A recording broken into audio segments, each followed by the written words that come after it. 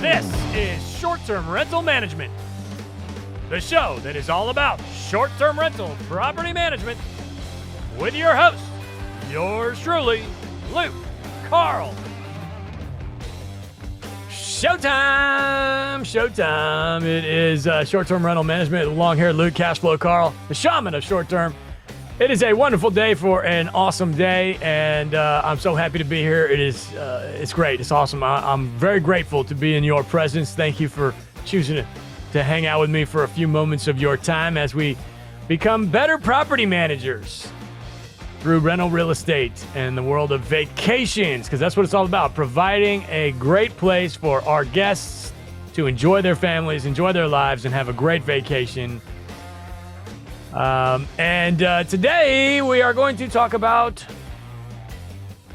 minimum night stays. If you'd like to be a guest on short-term rental management, email me at guest at strmshow.com. Guest at strmshow.com. All experience levels are welcome. We'd love to have you. This week, minimum night stays after a word from our sponsor. Did you know that we're officially back in a buyer's market?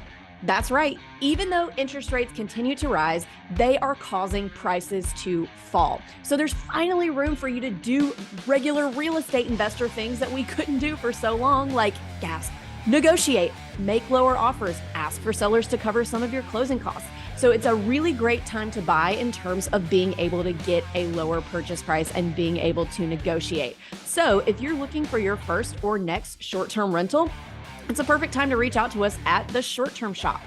Let our team of agents in any of our true vacation market destinations help you find the perfect investment. Jump on over to theshorttermshop.com and click Get Connected to get started. We are brokered by eXp Realty. See y'all over there. Showtime, short-term rental management. I love you. Thanks for the hang. Let's talk about minimum night stays. Now, really what we're doing here is we're dabbling in pricing, because this has everything to do with pricing your property, which is the most important part of managing a short-term rental. Got to put those asses in the seats. I have too many people in my inbox that seem to be okay with their calendars not being full enough, but they're not okay with it. Otherwise, you wouldn't be emailing me. You wouldn't be texting me. You wouldn't be calling me, which I do appreciate that. Email me anytime. I'd love to hear from you, especially if you want to be a guest. But in other words, if you're asking questions about, you know what I mean? Go ahead and ask the questions, but you got to put it into service. You got to learn from what you're doing wrong and learn from people that are doing it awesome and fill the calendar. Now, again, I'm not going to sit here and tell you I'm the greatest at this of all time, even though I think I am. But I'll tell you one thing, my calendars are not empty. I did get caught a little bit with my pants down in May. I did. My February this year was not terrible.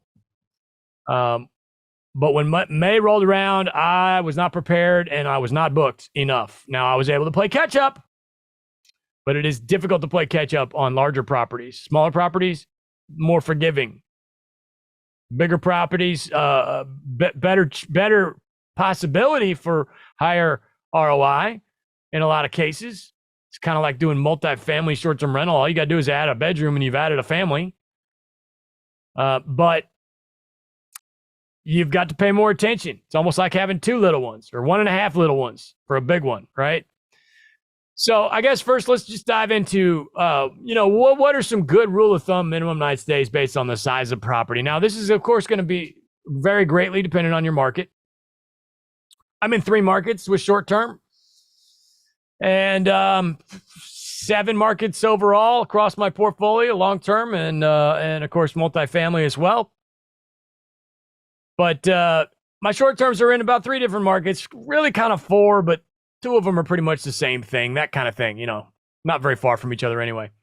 So I guess, I wrote down some guidelines here and we'll discuss kind of some advantages and disadvantages to all of these recommended minimum night stays. So let's say you got a 0-bedroom property, which is, maybe a condo It's not uncommon in a mountain market to have a little, 0 bedroom, like what folks would call today a tiny home. I own one of those. I own a tiny home that is 550 square feet, 0 bedrooms. Matter of fact, my tiny home used to have a bathtub in the kitchen / living room area. I did do away with that this past winter, which left me with 2 months of no bookings, but it was worth it to get that out of there. It needed to be touched up and refreshed. You got to do that, guys. You got to keep these things looking nice and clean and sexy, and that's how you get better rents, But so 0 to 1 bedroom, minimum night stay, I'm probably going to put it, depending on the market, somewhere around 3 nights across the board, maybe 2 nights across the board. No wrong answer. I think if you're in the summertime on the beach, you could maybe do 3 night pretty easily. If you're in the summertime in the mountains, maybe you do a 3-day weekend kind of minimum thing. You can change all this stuff on Price Labs and Beyond Pricing. You can make all these custom choices. You can customize it to your liking based on how far in the future and also weekend versus weekday kind of thing. But I think a good rule of thumb, at least for me, on a 0 bedroom would be 2-night minimum. 1 bedroom, same thing. I would consider a 0 and a 1 bedroom kind of the same thing. The only difference is there is a door there. Are you going to sleep more people in a 1 bedroom versus a 0 bedroom? Probably not. Maybe, but probably not. Now, if the kid, if the living room has a sleeper, maybe you're putting 4 people in there, but you could still do that in a 0 bedroom. But they're very, very similar in my eyes. You could argue all day that you could have 4 people comfortably if there is a wall there. So there is that. But I think we're still sticking that right around 2-night min. Now I'm going to go 1-night min I'm going to customize that. Price Labs calls it orphan nights. Just your little you filling in the gaps. If you have a little one, like somebody books Thursday through Sunday, and then somebody books Monday and Tuesday, so you're left with an open Wednesday. That should automatically, at least in my business, I automatically change that to 1-night min. Price Labs and Beyond Pricing will do that for you. Your pricing software will do that for you. You can do that based on how far out the gap is. In other words, if you got a 1-night gap in 3 months, maybe we don't want to do 1 night, but that doesn't make any sense. I want to do 1-night gaps all the time to 1-night min. So just set that to 1-night min on 1-night gaps.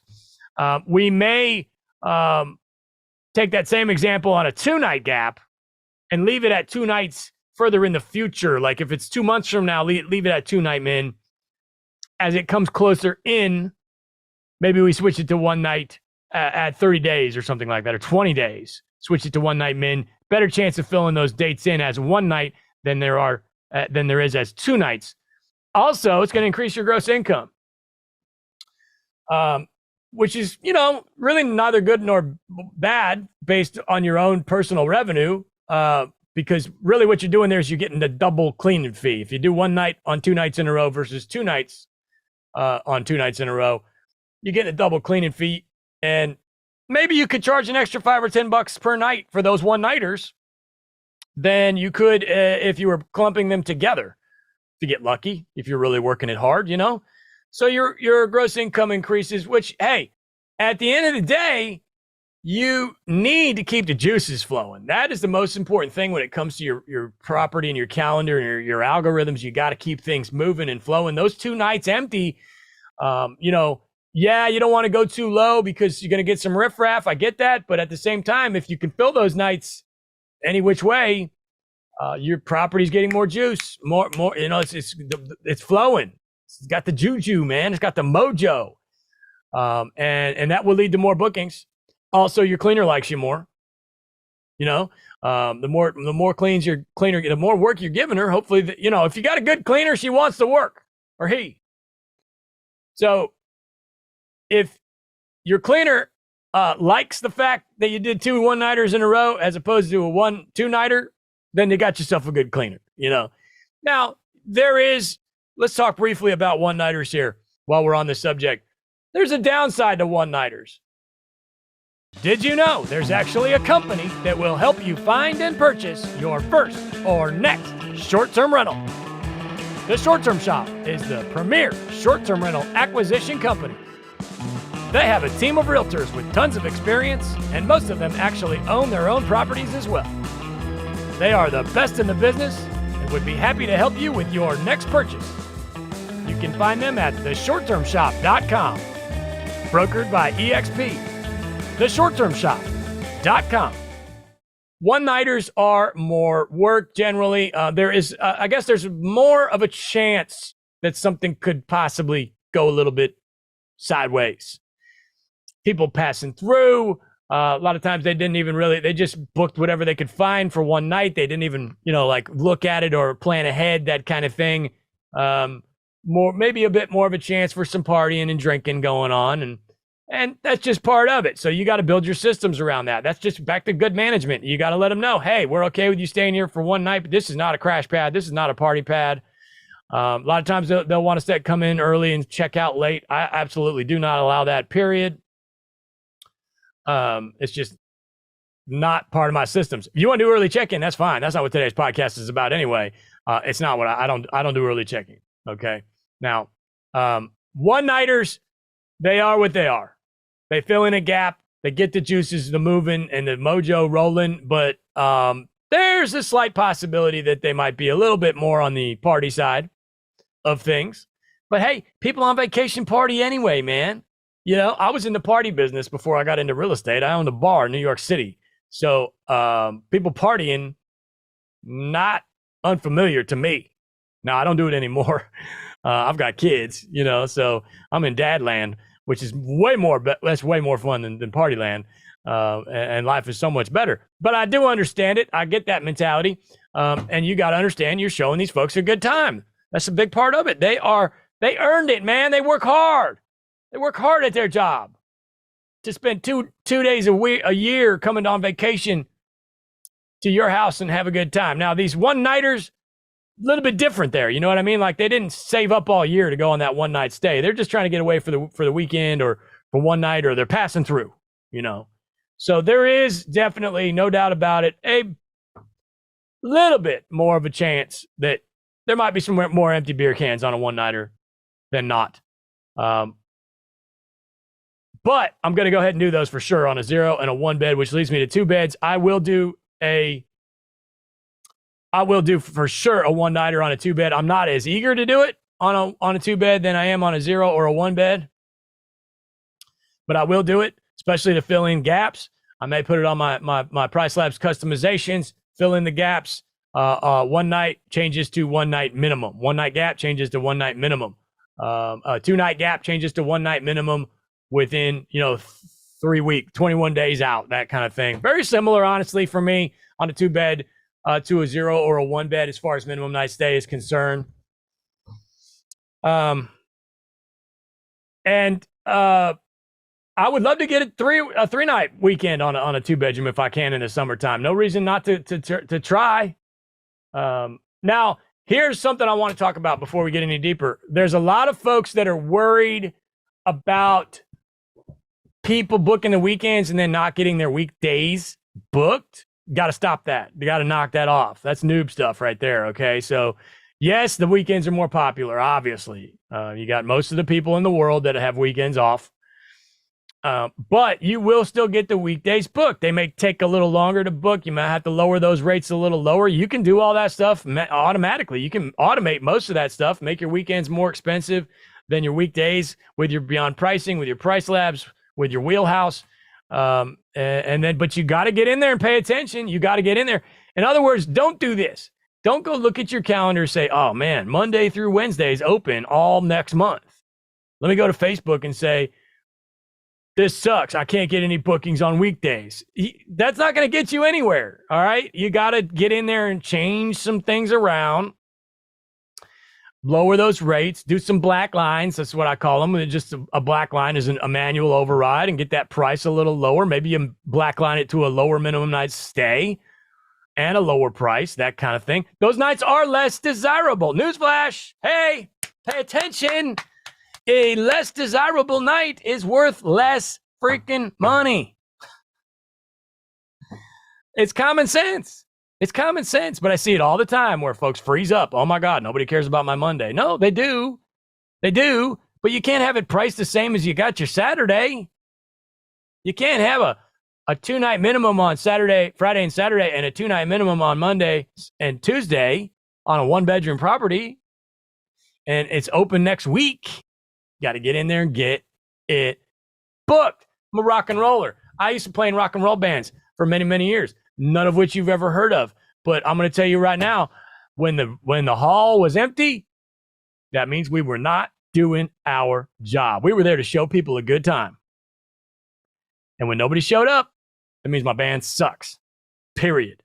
Oh my God, there's so many bands out there. The whole world is saturated with rock and roll bands. Nobody's ever going to come and see my band. Maybe your band just isn't that good. Did you ever think of that? Maybe you need a new front man.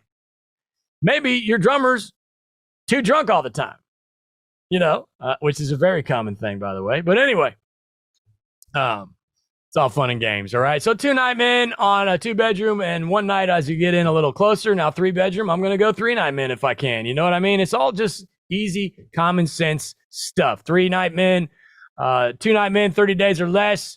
I personally will do 1 night occasionally on a 3-bedroom home. I do not recommend that for everyone. I think some folks, some managers are probably better off letting the 1-nighter go empty on a 3-bedroom than booking the 1-nighter on a 3-bedroom. You need to have some experience now before you do 1-nighters in general. If it's a 1 or a 2-bed, go ahead and let it rip. If it's a 3-bed and you've never done 1-nighters, you probably don't want to come right out of the gate doing 1-nighters. You might want to get your feet wet and kind of know your systems and know how all this stuff works. There's more room for error with a 1-nighter. These people are probably way better at traveling than you are at hosting because they're just passing through. They're on their way to the next house and the next house, and they're probably staying at 6 vacation rentals in a month. They know what they're doing, so there's an aspect there. Also, you got a bigger home. 1 night, bigger home, more people, more beer, more parties, more puke. So you probably need you're starting to have a little bit more experience if you're going to do 1 night on a 3-bedroom home. Now, of course, all of this is dependent on square footage as well. If you got a 600 square foot 3-bedroom, then you can go lower on your minimum night stay. If you got a 4,000 square foot 3-bedroom, that's a lot of people for 1 night that can potentially come in there and party and puke, right? 4-bedroom, I'm going 4-night. I mean, really, guys, it's very similar to number of bedrooms is number of minimum night stay. It can be that easy. Some folks like to overthink it. I get that. I've overthought it, but I put in my 25,000 hours. I've been through it all, and I have properties of all different sizes, and I'm seriously grateful to be able to share my stories with you guys. So 4-bedroom, we can do 4-night men, especially on the weekend. Maybe a 3-night men, 45 days or less from today, that kind of thing. I will do 2-night gaps on a 4-bedroom. I am never, personally, I still, to this day, I mean, as much experience as I have, no way in hell I'm doing 1 night on a 4-bedroom house. I don't even like to do it on a 3-bedroom. I will, occasionally. I think that going 2-night men on a 4-bedroom, depends on what this house is. I've got a couple of my 4-bedrooms are very, very nice homes that I could have never have dreamed of owning as a child. You know what I mean? As a kid, where I grew up and everything. But I will go 2-night men on a 4-bedroom occasionally, especially if they're desirable nights. If you find yourself, that's another thing. You find yourself with desirable nights on a 4-bed home. Like I've got a home in Destin, Florida, 3,000 square feet. It's gorgeous. I've remodeled it over the years. It's beautiful. It's real close to the beach. Fantastic. Very sought after location. If I've got a Friday, if I don't set my calendar like you have to check in this day, that day, because it's the more freedom they have to book, the more money you're going to make over time. If you say Saturday to Saturday, that's old school property manager, third-party property manager crap, especially on the beach. If you're available to book whenever, you can book at higher rates. In other words, they're more desirable dates to somebody for a 3-night men than they are a 4-night men. You're narrowing down your buyer pool by lowering your number of your minimum night stay, your number of nights. Okay. So anyway, got me off on a tangent there. Now let's just say that I end up with my Destin house is 2-night men. I'm sorry, 2 nights open on the weekend. Friday and Saturday night are open. Hell yeah, I'm going to do 2-night men on that thing. Because those dates are super desirable. Number one, it's a weekend in July or whatever. Number two, I can crank that price so high because nobody else is going to let them stay for 2 nights over a weekend in that house, period, in anywhere in that neighborhood. Everybody else is doing 6-7 night minimums. And then if it doesn't get booked, whatever, because they're third-party property managers. That's another thing we got to talk about, folks. 90% of your competition is third-party property management. They're not trying as hard as you are. They could be better at it than you are, but you can get better, and they will never try as hard as you do or have the ability to try. So you get my point there. If I end up with a Friday and Saturday night open on my big beach house, dude, I'm psyched. And my price goes through the roof. And here's another thing. I'm not even going to notice so that when I do notice, those dates are definitely going to be available because I've got like a 4-night men on those days. So eventually I'll open my calendar on Price Labs. I'll look through and I'm like, wait a minute, holy crap. What's this 2-night gap over here? That's awesome. It's stuck at 4-night men, so nobody can book it. It's only 3-4 weeks from now. Dude, if I bump that thing down to 2-night men on a Friday and Saturday, I can raise that price up through the roof and get that book because nobody else is going to rent that same house for 2-night men on a Friday and Saturday. I wouldn't do it either. It just happened. It was a fluke. Somebody booked Sunday through Thursday, and all of a sudden I'm left with Friday and Saturday. Psyched. That's great. 2-night men. Most of the time I'm not going to do a 2-night men on a 4-bedroom. Occasionally. Now, 5-bedroom, I think I'm probably sticking closer to the 4-night men on that. You know what I mean? That's where we get a little bit off from the number of bedrooms, same as the minimum night stay thing. So I think on a 5-bed, I do have one 5-bedroom, which coincidentally is smaller than I've got, 3, 4 bedrooms. And my 5-bedroom is smaller than all 3 of them. Well, at least 2 of them. But for me personally, I'm probably going to stick at 4-night men on a 5-bedroom. Now, it depends on the 5-bedroom because not all 5 bedrooms are created equal. That's another thing you got to understand. Where is this house you're renting and what is it? Is it a vacation home or is it in Cleveland? Is it a $2 million 5-bedroom or is it a 600 square foot 5-bedroom that you piece together with whatever pallets? You know what I mean?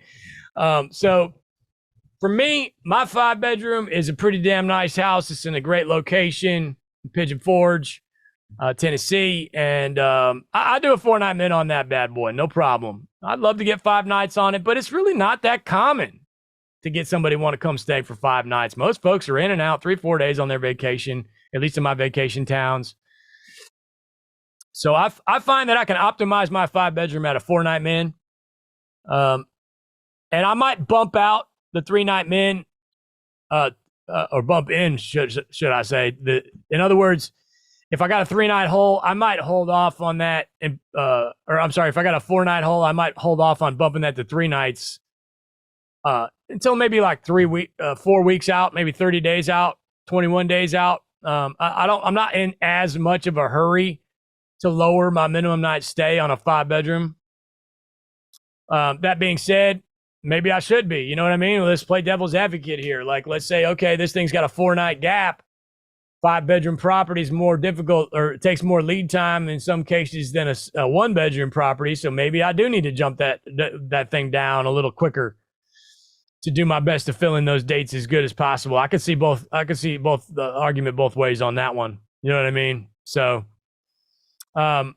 and then we go on from there, 6, 7, 8, 9 bedrooms. I don't know anything about that, man. That's out of my pay grade. I don't have anything 6 bedrooms or bigger, but I think I'd probably go with, again, 6 bedrooms, 6-night men. The key here, guys, as I always say over and over and over, is don't overthink it and get your calendar filled. Get your calendar filled. I had a lady call me yesterday and she said, well, everybody in my market that I'm talking to is only 30% booked and everybody just says that's just the way it is these days. And I'm like 40% booked, so I'm doing better than them. And that's just the way it is. And I said to her, lady, I don't know who you're hanging out with, but if you're hanging out with people that are only 30% booked, you need to hang out with new people. You need some new friends. That is the number one thing in my life when it comes to being successful. Get the losers out of your life. 30% people are losers. I'm like, where did you even find these people? Well, some Facebook group, and this guru, he's got this guy, he's got a class. I'm like, no, I don't know. I never heard of him. There's a million of them out there now. But if he's telling you that 30% is good and you should be happy with that, or like that's just the way it is now, dude, that's like quitting drinking and going to the bar.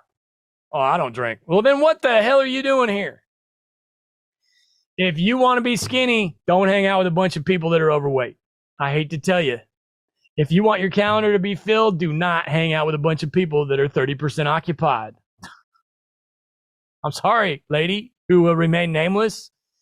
I'm super glad you called me because I had this story to tell, but you can't do that. You are the average of the 5 folks you are closest to, and that applies to all sorts of different scenarios. Your property is the average of the 5 other people who you know's properties. So go out and make friends with some badasses, okay? Make friends with the skinny dude. I'm a runner. There's plenty of runners out there that run 2 miles a day, and they're slow, and they're not crushing it. I want to go hang out with the runner who's better than me. Find the runner that's better than you. Find the guy who's got a calendar that's more full than yours. Make friends with him. Dude, and tell him you like him. Tell him show him some respect. You know what I mean? Like, dude, I really wish I could run as good as you. That's all he ever wanted to hear in life. You think he's out there for his health? Yeah, a little bit.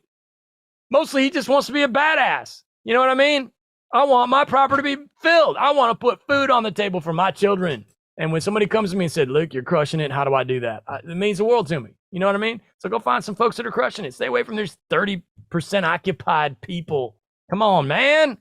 Come on. So long story short here, minimum night stay is it's a lot like pricing. It's really kind of the same thing, really. It's the same family. You have got to make changes. Look at your calendar and make changes based on how booked you are and how booked you are not on your minimum night stay. And over time, your price per night will go up. If you are keeping that calendar filled and the mojo running, your price per night will go up. If you're letting those little 3-nighters stay empty, no juju, baby. The juices ain't flowing. You know what I mean? So put the asses in the seats, short-term rental management. I love you. Long-haired Luke. Saying don't overthink it. I am going to give you a book recommendation. Reading a couple of great books recently, actually. Let me pull them up because I never remember the names of anything. Just read a book called The Mountain Is You. It's perfect for today's podcast, too. You guys got me fired up. Read this book, The Mountain Is You. It's wonderful. Brianna Weist. If I'm pronouncing that correctly, which I think I am. I loved it. I just thought it was going to be another cheesy self-dev crap book, whatever. And it was wonderful. I was very motivated, and it was short.